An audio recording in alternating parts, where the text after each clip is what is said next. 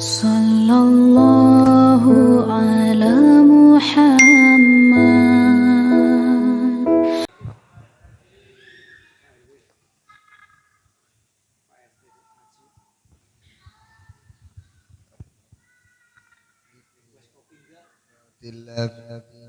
Dunya wal akhirah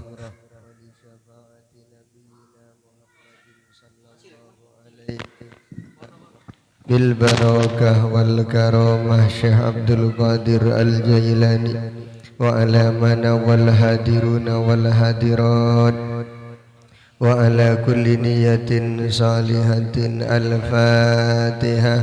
A'udzu billahi minasy syaithanir rajim. Bismillahirrahmanirrahim. Alhamdulillahi rabbil alamin arrahmanir rahim maliki yaumiddin. Iyyaka na'budu wa iyyaka nasta'in ihdinas siratal mustaqim siratal ladzina an'amta 'alaihim ghairil maghdubi 'alaihim waladdallin. Rabbighfir lana wa liwalidayna amin. Assalamualaikum warahmatullahi wabarakatuh. Bismillahirrahmanirrahim. Alhamdulillahi rabbil alamin. Alhamdulillahilladzi arsala rasulahu rahmatan lil alamin. Asyhadu an la ilaha illallah al-malikul haqqul mubin wa asyhadu anna sayyidana Muhammadan abduhu wa rasuluh. Allahumma salli ala sayyidina Muhammadin al-fatih lima ulika wal khatim lima sabak nasiril haqqi bil haqqi wal hadi ila siratikal mustaqim wa ala alihi haqqa qadrihi wa miqdarihil azim.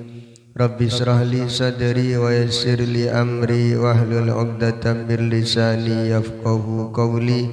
Allahumma nawwir qulubana binuri hidayatika kama nawwartal arda binuri syamsika abadan abada birahmatika ya arhamar rahimin. Yang saya hormati Ketua DKM Musalla Al-Falah beserta pengurus dan jamaahnya. Yang saya hormati Ketua DKM Al-Barakah, Ketua Majelis Taklim An-Nur, Ketua DKM Masjid Al-Ikhlas, Ketua Majelis Taklim Al-Hidayah, semua yang hadir, utamanya Bapak RT RW setempat beserta ibu-ibu yang hadir. Alhamdulillah, malam hari ini kita bisa berkumpul silaturahmi, talabul ilmi. Mudah-mudahan hadirnya kita bersama mendapatkan ridha dari Allah Subhanahu wa taala, diberikan keberkahan rezeki, keberkahan umur, putra-putri yang saleh dan saleha, beriman dan bertakwa kepada Allah Subhanahu wa taala. Yang sakit mudah-mudahan diberikan kesembuhan. Orang tua kita yang masih ada mudah-mudahan panjang umurnya. Orang tua kita yang sudah meninggal dunia mudah-mudahan diampuni segala dosanya. Mudah-mudahan alam kuburnya mendapatkan rahmat dan ampunan Allah Subhanahu wa taala. Mudah-mudahan hajat kita dikabul, iman kita semakin meningkat, ibadah kita semakin istiqomah. Mudah-mudahan wafat husnul khatimah. Jamaah yang dirahmati oleh Allah Subhanahu wa taala, malam ini merupakan malam tanggal 27 bulan Rajab.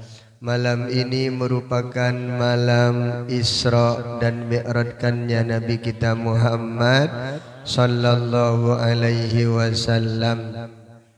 Kalau bisa besok hari Senin puasa pas tanggal merah, kan gak kerja. Alhamdulillah. Sekarang nanti pulang malam ini, pulang dari sini langsung makan agak banyak biar besok kuat untuk puasa seharian. hari Senin sekaligus tanggal 27 Rajab. Ketika Nabi Isra dan Mi'raj diperintah oleh Allah Subhanahu wa taala untuk menghormati 3 golongan. Dalam kitab Durratun Nasihin ada ketika Nabi di Isra dan dimi'rajkan oleh Allah, Nabi sangat ditekankan untuk menghormati 3 golongan. Yang pertama walidaini, kedua orang tuanya, kedua orang tua. Yang kedua wahafizul Qur'ani, orang yang hafal Al-Quran. Yang ketiga adalah orang alim yang mengamalkan terhadap ilmunya.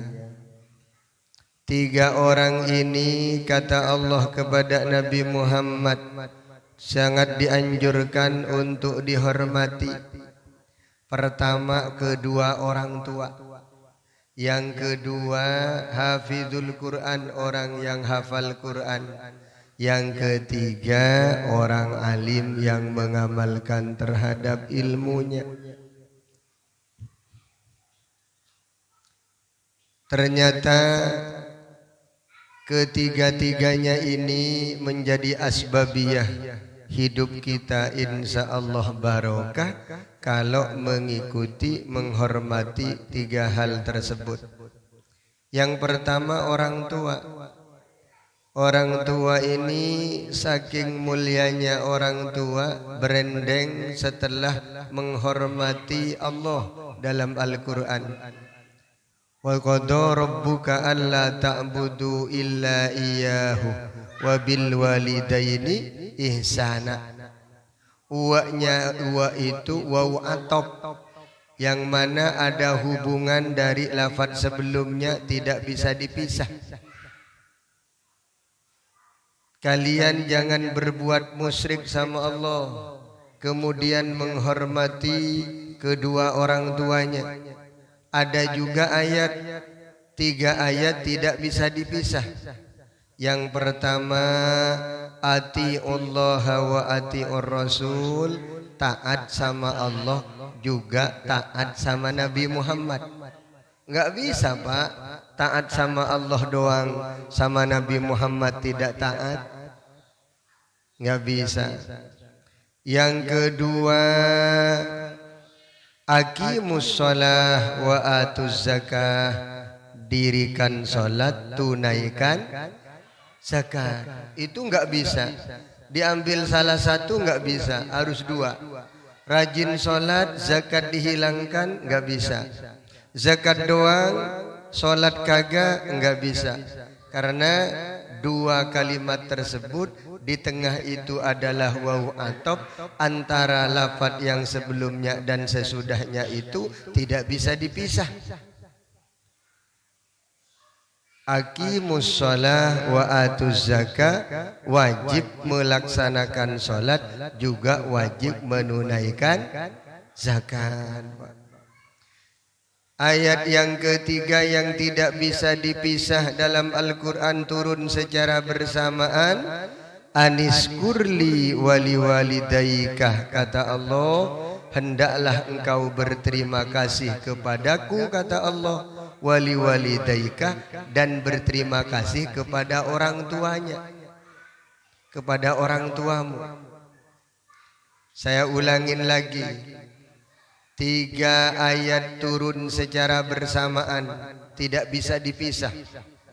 Yang pertama atiullah wa atiur rasul, taat sama Allah, taat sama Nabi Muhammad.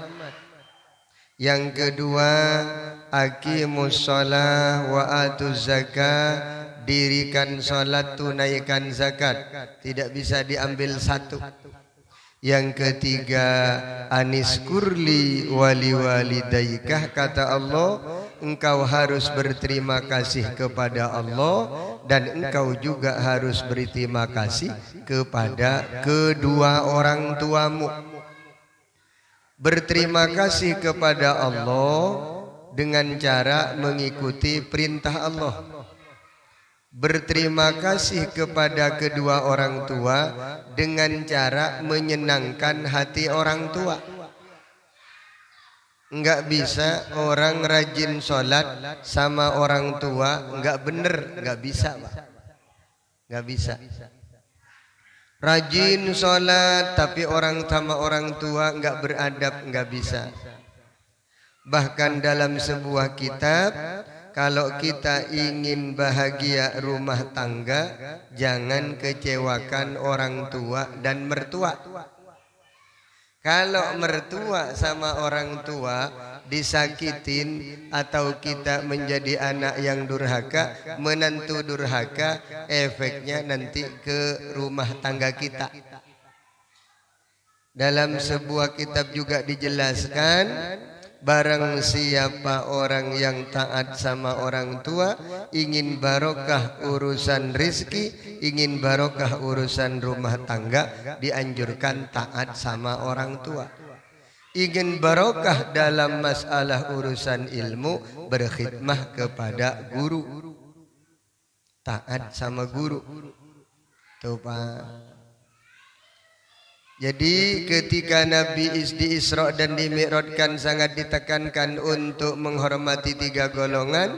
Yang pertama kedua orang tua, yang kedua hafizul Quran, orang yang hafal Quran, yang ketiga adalah orang alim.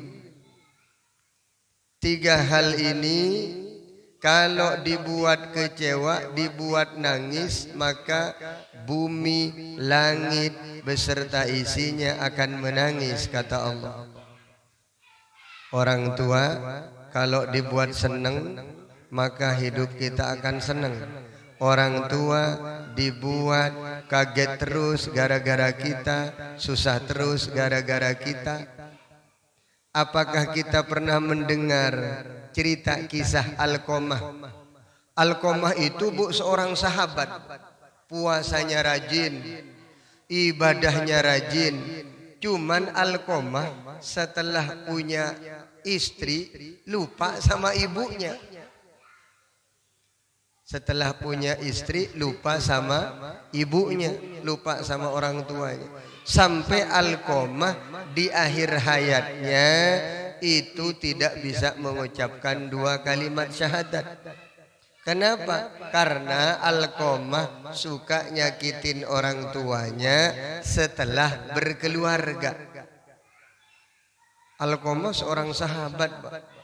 Rajin di masjid, puasanya rajin, baca Qur'annya rajin, tapi hampir meninggalnya su'ul khatimah.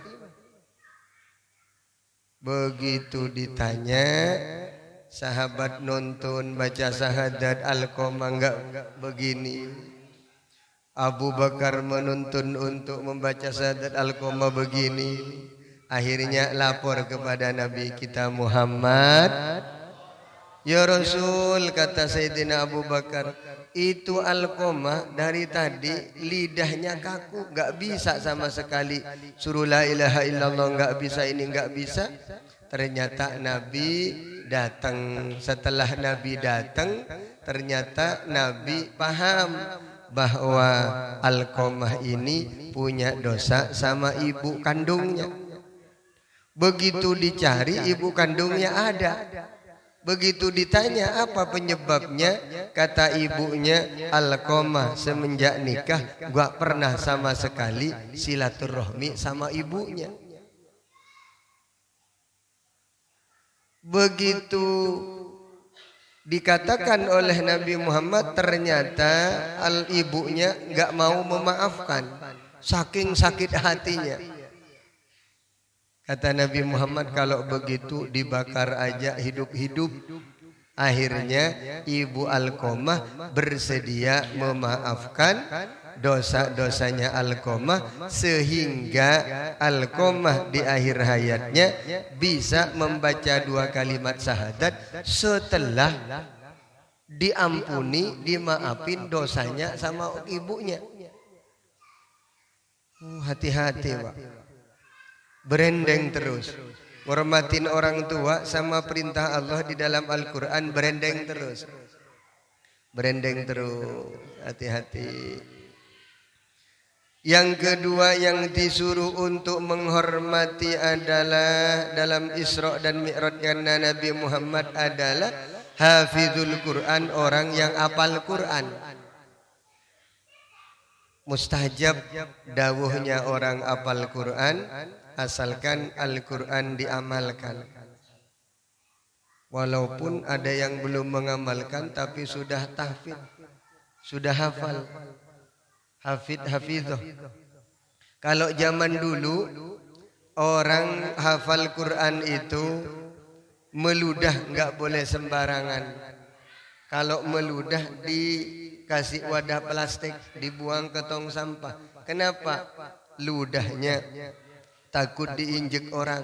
Saking mustajabnya orang, doanya orang yang suka baca Al-Quran. Al-Quran itu pahalanya satu huruf ada nilai pahala 10 kalau tidak punya wudu. Asru hasanatin dalam hadis Nabi.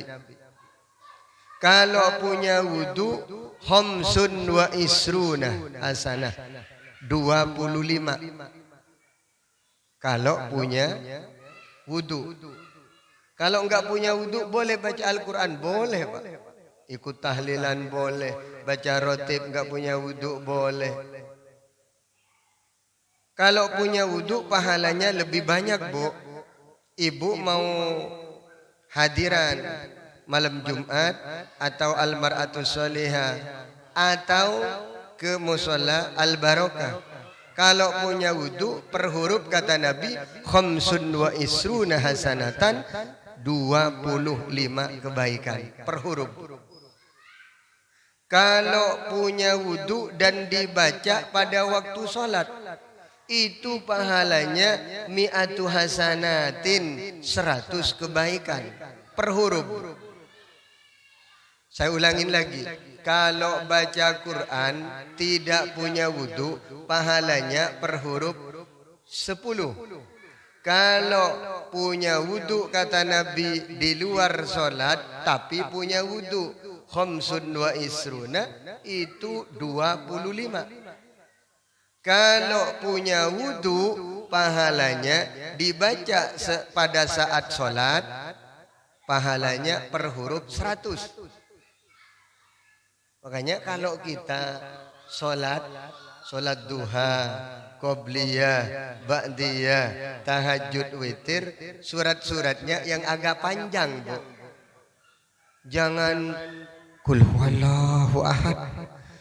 Rakaat kedua wal asri innal insana lafi khusr. Selain wal asri inna a'tainakal kausar. Paling pendek surat 30 juz itu inna a'taina. Lebih panjang kul huwallahu ahad. Kalau sholat duha afdol, rakaat pertama wasyamsi wa duhaha. Rakaat kedua wadduha. Karena kan sholat duha.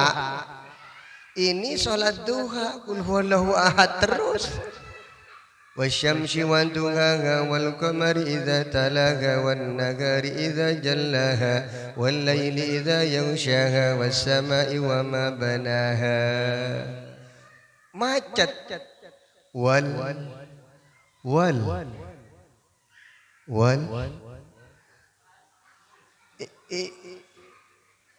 masa lari ke kul.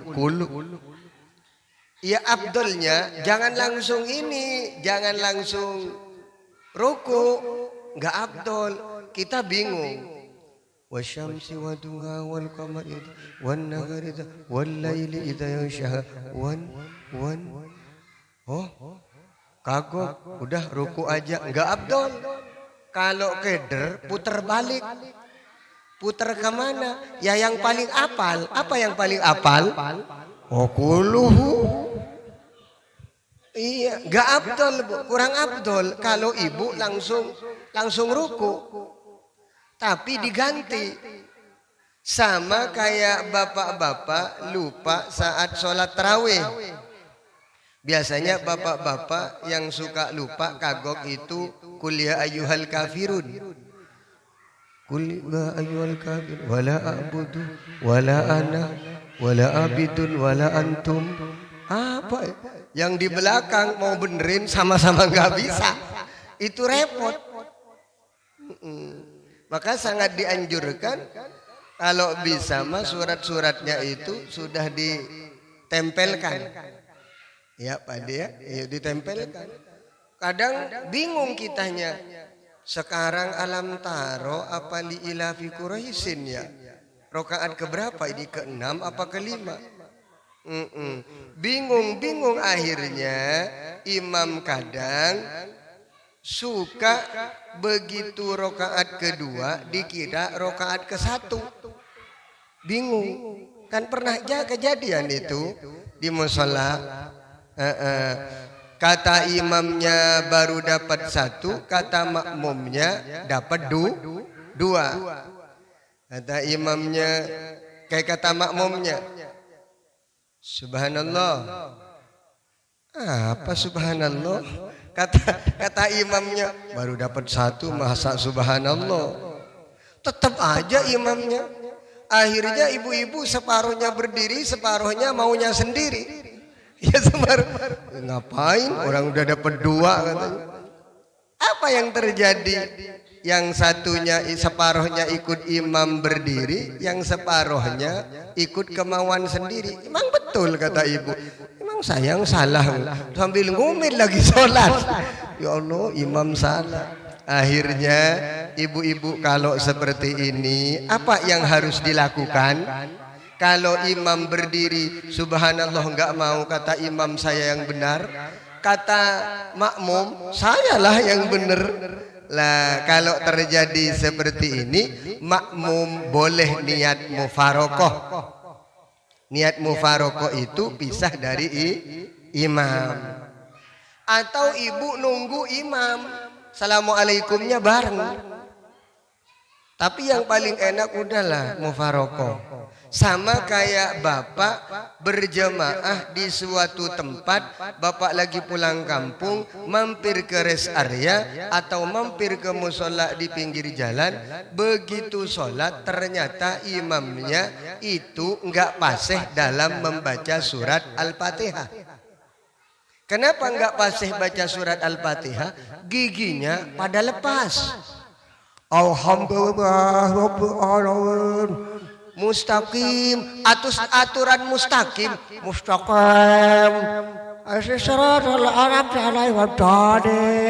itu jangan dilanjut kita Pak, batal sholat kita. Kita niat mufaro, juga jangan maju ditarik, mundur saya ajak ganti ya, batal. Masa imam lagi sholat suruh mundur, niat mufaroko. Atau keyakinan bapak sudah 4, kata imam sholat duhur keyakinannya 3. Kata imam dapat 3. Makmum udah baca subhanallah. Sebetulnya kalau seperti itu, kalau ragu, misalkan jadi imam.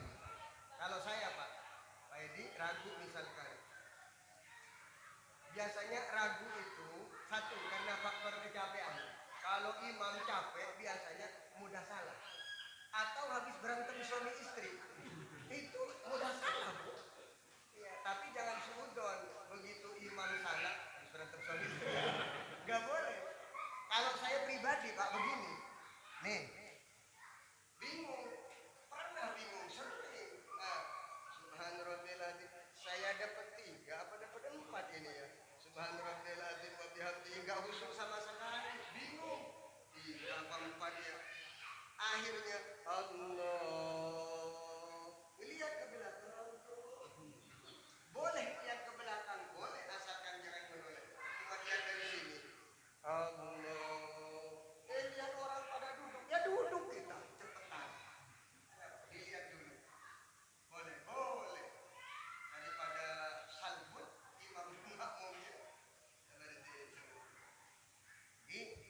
hafizul Quran dalam Isra dan Mi'raj Nabi Muhammad sangat dianjurkan untuk dihormati. Kenapa? Orang yang hafiz Quran itu mah pahalanya sangat besar karena yang sering dibaca pegangannya adalah Quran, doanya banyak mustajabnya. Hafizul Quran banyak mustajab, Bu. Hati-hati. Kata Nabi, jangan sampai engkau terlalu sering menyakiti orang yang hafal Quran. Dan yang hafal Quran juga harus lebih takut, lebih hati-hati. Jangan ngomong ke orang-orang, awas tak doain jelek, ini hafal Quran, hafal Quran. Ya enggak boleh begitu. Ya enggak boleh, enggak bener kalau enggak gitu mah. Ya Bu ya, hati-hati. Yang ketiga adalah orang alim. Sebab kita belajar sholat, belajar Quran dari dulu, dari guru ngaji yang di kampung. Guru ngaji di kampung sarungnya aja mah semakin ke atas, semakin ke atas. Kenapa? Ya sarungnya mah sarung zaman dulu, ya kan? Pecinya hitam sampai merah. Kalau kita masih kecil, ongkos infak bulanannya bukan berbentuk uang, tapi berbentuk minyak tanah. 1 botol dibawa waktu itu. Pulang, iya cabang pepaya apa, bambu dikasih kapuk, dikasih minyak tanah begini. Ayo pulang.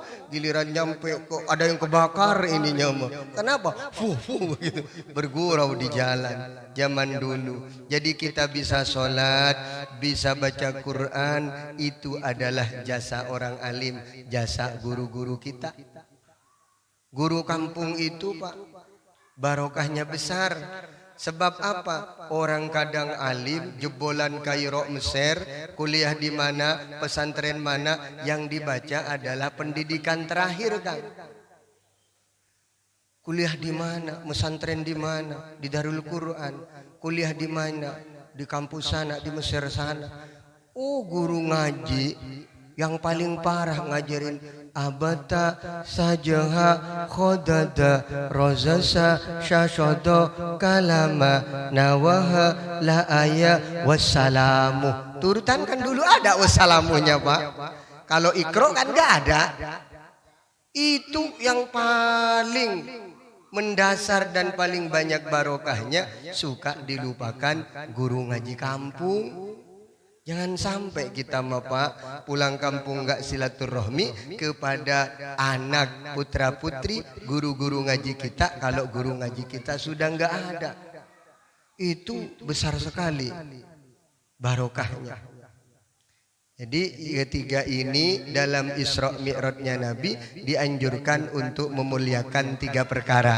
Orang tua, orang hafal Quran, yang ketiga adalah orang alim. Sebab kita tahu bukan dari malaikat Jibril, tapi dari guru.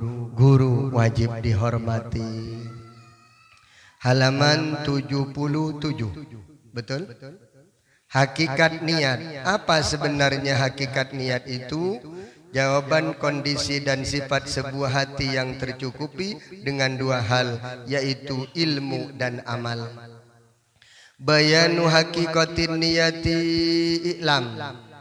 Penjelasan tentang hakikat niat, ketahuilah annan niyata wal iradata wal qasdah, bahwasanya niat, kehendak dan tujuan maksud adalah ibaratun ala mutawaridihi, sebuah maksud, sebuah ungkapan atau istilah atau satu perkara yang dituju dalam satu makna, ala mutawaridihi maknan wahidin, wa huwa halatun wa sifatun lil qalbi yaktifuha amrani ilmun wa amalun. Al ilmu yakdimuhu li'annahu asluhu wa sartuhu wal amalu yattabi'uhu li'annahu samratuhu wa far'uhu wa dhalika. Artinya kondisi dan sifat bagi sebuah hati yang tercukupi oleh 2 hal, ilmu dan amal. Ilmu akan mendahului terhadap munculnya sebuah amal, karena ilmu merupakan pokok dari sebuah amal dan juga syarat daripada amal tersebut. Orang beramal tanpa ilmu gak diterima, Pak. Orang beramal tanpa ilmu tidak diterima. Wa man bi ghairi ilmin ya'malu a'maluhum mardudatun la tuqbalu. Jadi niat ini adalah sebuah ungkapan hati yang disertai antara ilmu dan perbuatan. Itu namanya niat. Kalau niat adalah perbuatan yang dilaksanakan bersamaan dengan pekerjaannya, kecuali puasa Ramadan. Kalau puasa Ramadan niatnya di malam hari, pekerjaannya siang hari, itu pengecualian. Kalau niat adalah sebuah pekerjaan, niat dalam syara adalah qasdus syai' muqtaronan bi fi'lihi, bermaksud melaksanakan sesuatu bersamaan dengan pekerjaannya. Apabila tidak dengan pekerjaan namanya azman. Saya ulangin lagi. Niat adalah saya punya niat kalau nanti anak saya lulus saya mau ziarah ke orang tua. Saya punya niat kalau nanti suami saya diterima kerja jadi karyawan tetap, saya mau sedekah 41 anak yatim. Itu namanya azam, bukan niat. Kenapa? Karena niat, kata ulama ahli fikih, adalah sebuah pekerjaan yang dilakukan bersamaan dengan pekerjaannya. Fa in taroho, apabila telah tidak bersamaan, sumiya azman, itu dikatakan azam. Cuman apa enggak boleh Ustadz kalau kita ngomong kayak gini, ya Allah saya punya niat kalau anak saya sembuh dari penyakitnya, ya Bu ya. Kalau nanti suami saya pulang dalam keadaan selamat, saya ya Allah mau syukuran, saya mau ngundang Ustadz Rosid ya Allah, misalkan begitu. Alhamdulillah. Itu bukan niat tapi azam, sebuah tujuan. Begitu nanti ternyata selamatan beneran, itu adalah nih pelaksanaannya, itu adalah niat. Tujuannya namanya azam. Banyak Bu. Ya Allah, kalau nanti lebaran ini saya boleh bisa pulang kampung, nggak dilarang sama Pak Jokowi. Misalkan saya ya Allah punya niat nanti silaturahmi ke saudara-saudara yang di kampung, lemari ini mah penuh dengan baju, kata ibu-ibu, saya akan ambil baju seragam tahun 2015, 2016, 2017, semuanya akan bawa pulang untuk diberikan ke tetangga dan ke saudara. Kan tiap tahun ibu-ibu berseragam. Seragam maulid beda. Seragam almar'atu sholihah beda. Seragam beda. Pengajian malam Jumat, masa malam Jumat pakai seragam? Pakai. Aduh Bu, kebanyakan seragam. Nah kalau ibu 1 tahun ganti 3 kali, dalam 3 tahun seragam ibu tahun 2015, 2016, 2017, 1 tahun kan ibu itu mah ada 3 seragam. Kalau 3 tahun 9 baju nggak dipakai. Kenapa? Malu katanya. Ini seragam baheula. Bungkus. Sunnah, kata guru kita, guru besar kita, kalau punya baju baru yang lama itu sunnah diberikan ke orang lain. Sekiranya orang yang nerima itu mah hatinya seneng. Ibu tahu, oh ini mobilnya Innova, terus rumahnya tingkat, dikasih sama ibu, udah ditafsir sama ibu, nggak bakalan seneng. Tapi kalau dibawa pulang kampung pakai kardus aqua santri, enggak muat Ustadz pakai kardus TV, enggak muat Ustadz pakai kardus kulkas. Misalkan itu seneng Bu, tapi dicuci dulu Pak ke laundry, jangan langsung dikasihin, sebab kalau dicuci ke laundry wangi. Cuman bilang ke orang kampung, sebab ada kejadian, Ustadz saya dikasih baju sama itu tetangga yang baru pulang dari Jakarta. Iya mak, saya bilang mereknya kok sama ya Ustadz. Merek apa mama? Merek laundry nak. Lah bukan merek baju itu. Laundry, di laundry dulu, di laundry. Seneng kalau punya baju koko yang tidak dipakai. Ya kalau pulang pakai. Ini dipakai, dikasih ibu-ibu pengajian RT. Kenapa ini dikasih? Waktu itu Bu, bulan kemarin ibu-ibunya ngajak foto. Baju saya putih. Ayo Pak Ustadz foto, saya jawab. Tapi enggak rapi Bu. Kenapa emang Pak Ustadz? Karena ibu bajunya coklat, saya putih. Oh berarti Ustadz minta dibeliin baju ya? Ya terserah. Bulan berikutnya dibeliin. Oh kalau kayak gini baru rapi Bu. Alhamdulillah. Kemarin katanya nggak dibeliin. Masa Pak Ustadz mau pakai gamis? Ya jangan gamis atuh. Masa gamis? Alhamdulillah. Jadi baju yang pernah dipakai masih layak untuk dipakai oleh orang lain, dan orang yang menerima itu seneng, berikan Bu. Ya Bu ya, ditransfer, bukan ditransfer apa nih? Lah paket, masa ditransfer? Paket Bu, paket. Jadi niat itu adalah diantaranya niat dan amal tidak bisa dipisahkan, karena ilmu tanpa amal tanpa ilmu tidak bisa diterima. Sebab amal merupakan buah dari cabang daripada ilmu. Amal itu buah cabang dari ilmu. Kalau ibu suaminya pengen berubah sikap kepribadiannya, sholatnya biar rajin, cara tata bahasanya biar sopan santunnya ada, ibu mah bawa ke majelis ilmu. Apa sebab? Karena ilmu bisa melahirkan sebuah amal perbuatan yang pastinya lebih baik dari sebelumnya.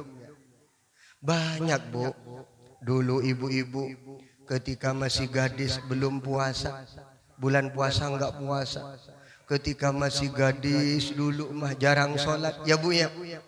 Begitu rajin sholat, rajin puasa semenjak punya anak 2. Ada yang rajin sholat, rajin puasa semenjak punya masalah.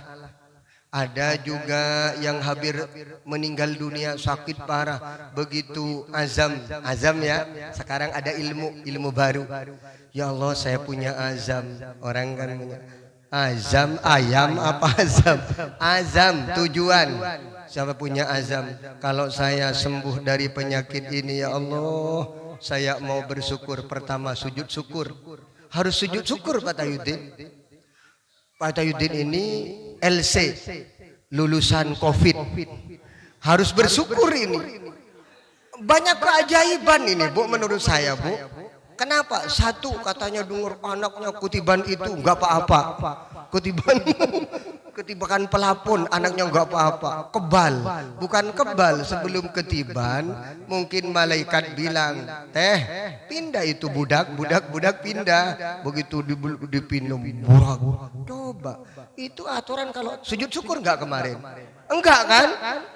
Paling cuma ya Allah untung Bu, untung dipindahin kata. Ya Allah langsung sujud syukur.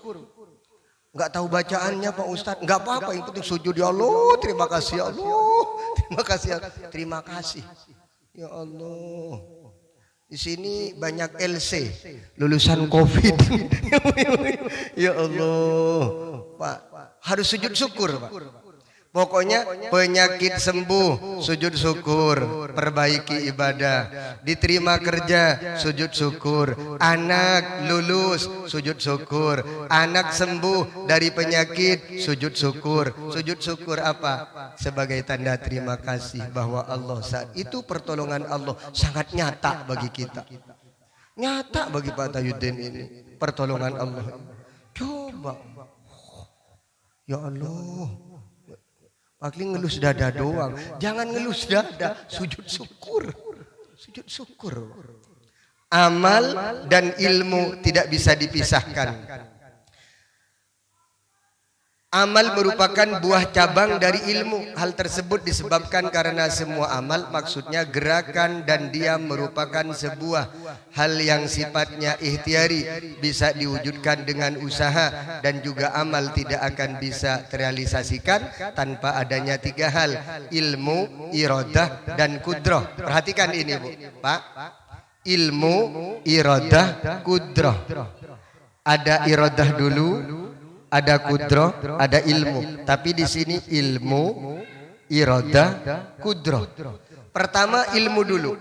Contoh, Bapak tahu tentang fadilahnya tahajud. Ibu, fadilahnya tahajud itu 9. Kalau disebutkan semua nggak nutut waktunya. Pokoknya 9 gitu aja. Ibu mau itu sholat tahajud, ibu mau sholat duha, ibu rajin sedekah karena tahu ilmu fadilahnya tahajud, duha, sedekah, Pak. Setelah tahu ilmu, kemudian ada iradah. Apa iradah? Keinginan. Ya Allah, ternyata fadilahnya tahajud itu sangat besar. 1, mendapatkan perlindungan dari musibah. 2, raut wajahnya ada tanda-tanda orang soleh. 3, orang tersebut lidahnya menjadi lidah yang mengandung kata-kata hikmah. Tajam lidahnya, ucapannya suka jadi kenyataan. Diberikan pengertian tentang ilmu agama oleh Allah. Setelah ibu tahu, bapak tahu tentang fadilahnya tahajud, baru ada iradah. Iradah itu apa? Keinginan, Pak. Ya Allah, saya mau duha aja, saya mau tahajud aja. Ada iradah. Kemudian yang ini ada kudrah, ada kekuasaan. Mampu, Pak. Mampu untuk berbuat. Ya Allah, fadilahnya orang bersedekah itu diantaranya 1, bisa ngobatin penyakit. Yang kedua, bisa nolak bencana. Yang ketiga, bisa memudahkan melewati titian Shiratal Mustaqim. Yang keempat, bisa memudahkan hisab ketika nanti perhitungan amal. Yang kelima, itu bisa membuat rizki yang menjadi barokah. Pertama, tahu dulu, ilmu namanya. Kemudian setelah tahu ada iradah, keinginan. Ada orang yang dapat ilmu doang, keinginannya nggak ada, nggak bagus, Bu. Kemudian yang terakhir adalah kudrah, punya kemampuan untuk melaksanakan. Ini mah nggak punya ilmu, punya keinginan, tapi tidak punya kemampuan. Kenapa? Udah stroke. Bibi saya umurnya cuma 32. Stroke. Kenapa? Darahnya tinggi, tasbih suaminya besar, ditaruh di atas sajadah. Begitu malam hari mati lampu, begitu sholat dikira ular, Pak, tasbihnya. Makanya kalau punya tasbih jangan terlalu gede. Gede apa kecil di sini? Oh, cukup itu, cukup. Soalnya paman saya itu istrinya yang di Jawa stroke, gak bisa ngomong. Badannya sehat, cuman ngomong gak bisa. Lidahnya semakin pendek. Kenapa saya tanya tadi nge-WA saya, begitu mau sholat subuh, lampu mati, begitu Allahu Akbar, begitu sujud, ternyata tasbihnya kan gede banget, dikirain ular. Astagfirullahaladzim, ya Allah. Habis itu kaget, akhirnya stroke ringan, gak bisa ngomong sampai sekarang. Makanya ada ilmu, ada keinginan, belum tentu, Bu, ada kudrah, ada kemampuan. Ibu nanti dan bapak akan ada penyesalan ketika ada orang lewat depan rumah kita. Ya Allah, ibu-ibu majelis taklim, bapak-bapak al-barokah, jam 7:30, jam 8, bawa kitab, bawa buku, bawa mukena. Ini orang cuman hanya nangis doang, Pak. Duduk di atas kursi. Kenapa dia nangis duduk di atas kursi? Kalau dia bisa ngomong, ya Allah, kenapa saya dulu ketika sehat nggak seperti itu, nggak ngaji, nggak sholat, nggak tahajud, nggak duha, nggak usaha, giliran seperti ini. Ilmu ada, iradah, keinginan ada, tapi kemampuan sudah tidak bisa. Jangan sampai hal itu terjadi. Keinginan ilmu ada, keinginan ada, tapi kudroh kemampuan tidak bisa. Kalau udah seperti itu, ibadah ngumpulin pahala nggak bisa, nyenengin anak istri sudah nggak bisa. Padahal ilmu ada dalam hati, keinginan dalam hati ada, tapi kudroh kemampuan tidak ada. Maka dalam kitab Ta'limul Muta'allim ini ada ilmu, terus ada iradah. Yang ketiga, saya tanya lagi, Pak. Sebab ibu-ibu kalau nggak sambil ditanya, bengong doang. Begitu nyampe rumah bingung. Apa tadi itu? Ayo. Dalam niat harus ada 3 perkara. 1 ilmu, 2, 3 kudroh. Kudroh. Ilmu artinya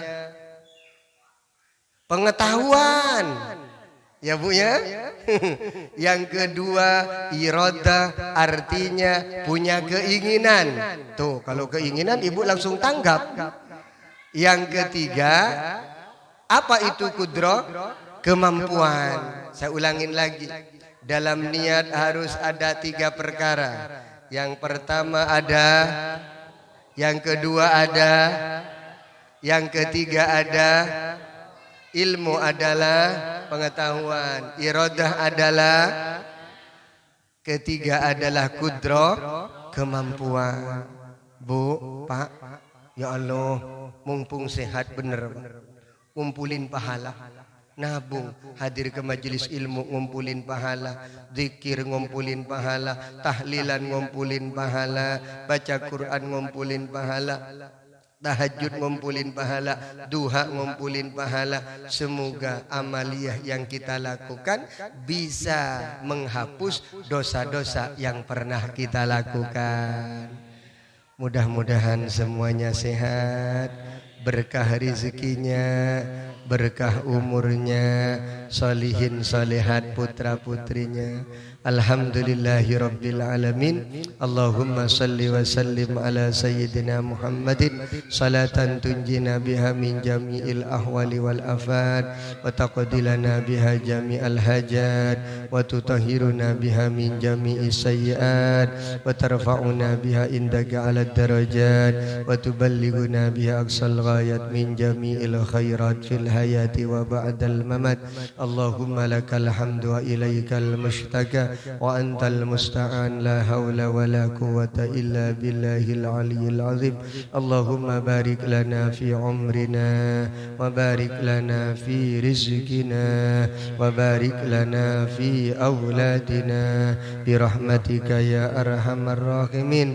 Rabbana atina min ladunka rahmatan wa hayyi lana min amrina rasyada. Rabbana taqabbal minna innaka antas samiul alim wa tub alaina innaka antat tawwabur rahim. Rabbana hab lana min azwajina wa dhurriyyatina qurrata a'yun waj'alna lil muttaqina imama. Rabbana la tuzigh qulubana ba'da idh hadaitana wa hab lana min ladunka rahmatan innaka antal wahhab. Rabbana atina fid dunya hasanah wa fil akhirati hasanatan wa qina adzabannar. Subhana rabbika rabbil izzati amma yasifun wa salamun alal mursalin walhamdulillahi rabbil alamin. Subhanakallahumma wa bihamdika asyhadu an la ilaha illa anta astaghfiruka wa atubu ilaik. Assalamualaikum warahmatullahi wabarakatuh.